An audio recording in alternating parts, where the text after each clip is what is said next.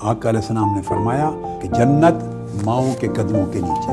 अब जन्नत जब माओं के कदमों के नीचे रख दी तो औलाद के लिए फजीलत बता दी और माँ के लिए जिम्मेदारी बता दी कि ए माँ, तेरी औलाद की जन्नत तेरे कदमों के नीचे है।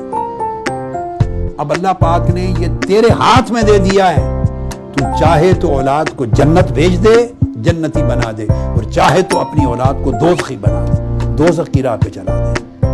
चूंकि तेरी गोद में पल रही है, वो बोली तुझसे सीख रही है, तौर अतवार तुझसे सीख रही है, तालीम और शऊर तेरे जरिए ले रही है। अब तेरी मर्जी तू उसे जन्नत की राह पे डालती है या दोज़ख की राह पे।